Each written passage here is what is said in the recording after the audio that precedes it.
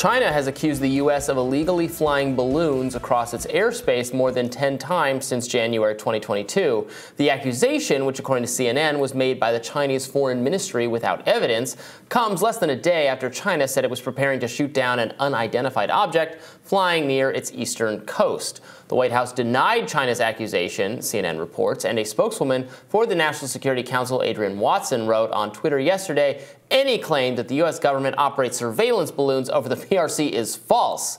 Don't you dare believe it. It is China that has a high-altitude surveillance balloon program for intelligence collection that it has used to violate the sovereignty of the U.S. and over 40 countries across 5 continents." GOP Representative Mike Gallagher, who is chairman of the newly created House Select Committee on China, is exploring an idea to hold a House hearing where lawmakers would participate in a wargaming scenario of a Chinese invasion of Taiwan. According to The Hill, Gallagher's office said, quote, "We're exploring options where we could do creative wargaming that integrates financial and economic warfare into purely kinetic warfare to tease out the importance of Taiwan." Does that give you confidence or cause you fear? Every time wargaming is brought up, I just remember, who was it that did that wargaming of how to, like, of whether Trump's going to cause a coup or something? Do you remember that whole very serious reporting on, oh, Trump there's going to be a coup because we wargamed it out, and that's what he does in like 3 out of 5 scenarios. I was like, are you kidding me? Was any of it at all related to the happenings of 1/6, or did they not even hit the target? Prior to that. No, but did they predict anything that actually happened on 1/6 or no? I can't say. The whole thing was so absurd. Anyway, yeah. Do you believe that we don't have any spy balloons over China? Briahna?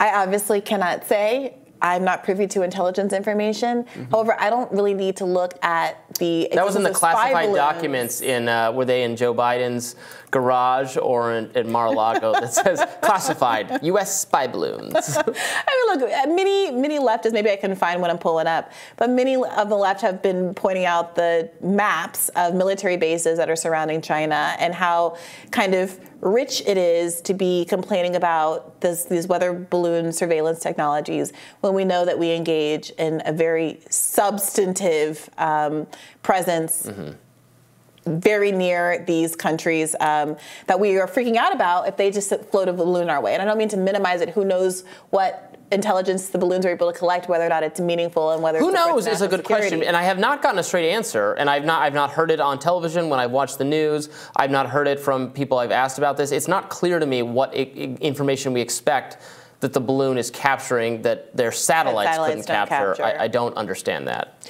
I don't understand either. People speculate, oh, don't blow the balloon up because it's going to have bioweapon. I mean, like, it's just been all over the place, and frankly, those kind of that kind of conjecture, that kind of conspiracy theorizing is able to exist because there's such a void in our understanding of what this thing is to begin with. I don't know, man. Again, like, the unwillingness of what I'm saying is the unwillingness of our kind of own government officials to say, oh yeah, this is what this balloon is. Yeah. This is what it does. Makes me wonder if that's because we do have them and we do use them, so we don't want to say this is. Well, we know exactly what it's for. We have our own. Do you know what I mean? No, I do know what you mean, and I also, am sensitive to people who wonder whether or not the inordinate focus on the balloons is intended to draw focus from other less convenient news stories, and they're literally like the spill in Ohio. In space, drawing your eye. Yes. Yeah. To have a story like that occupy so much energy without there being a concrete statement of what threat is being leveraged right now. We're talking about something so much without people being clearly able to say, this is why it's a threat. This is the kind of intelligence it could pick up. This is how it could pose a risk to national security. Like, I understand, look, if the balloon is able to identify where all the nukes are, they're not going to say, oh, this balloon found all of our nukes. Like, I appreciate that. But on a certain level, I think that a lot of people have sensed there's something unbalanced about the coverage versus what's the content of the coverage. The volume of the coverage versus the content. I think they know where the nukes are because of the satellites. I mean, I don't know. But again, I don't know if we have the picture, but our presence in East Asia in terms of actual military bases, if you think about what that commensurate presence would look like if there were Chinese bases in Hawaii, in Mexico, you know. Well, in Cuba, you remember how we reacted to that? Precisely. Yeah, we really did almost start World War III. Scary times. Members of the U.S. Special Committee on China are weighing a visit to Taipei to show support of the island that faces pressure from China, according to Nikkei Asia. Republican Representative Rob Whitman said he and others are exploring the Taiwan trip, and he said, "We know that will infuriate the Chinese, but I think it's incredibly important for us to do that because you have to send the signal that we're strongly on the side of Taiwan." The U.S. has begun using a missile produced by Raytheon Technologies to shoot down the mysterious objects that were floating in the sky over the past week. According to Bloomberg, the U.S. Department of Defense is seeking to procure 255 missiles for over $100 million in the 2023 financial year, which comes out to $439,000 each. It's a make-work program. Jobs for military contractors. Yep, that is how we do a jobs program Economic in the growth. United States of America. That's how Wonderful. we do socialism for the military, rugged individualism for civilians. Here's White House Press Secretary Karine Jean-Pierre weighing in on the recent takedowns. There is no indication of aliens or extraterrestrial activity with these recent takedowns. Again, there is no indication of aliens or terrestrial activity with these recent takedowns. Wanted to make sure that the American people knew that, all of you knew that, and it was important for us to say that from here because we've been hearing a lot about it. I'm not. Would you tell us? I'm just, I loved E.T., the movie, but I'm just going to leave it there. Har har. Thanks for clearing that up. Really Look, appreciate it. I mean, these have been referred to as UFOs, literal unidentified flying objects, and I guess that's caused some people to get confused. The difference between UFOs and aliens, yes. Correct. Right. Things can be unidentified flying objects without being aliens. Correct. In fact, potentially all UFOs have been right. It's like all rectangles are squares, but not all. You know that. Yeah, There's exactly. a rhombus and a trapezoid. I don't remember. All squares are rectangles. Not all rectangles are squares. That's what it is. Yeah. Yeah. And there's further descriptors of four-sided. There are other shapes. Correct.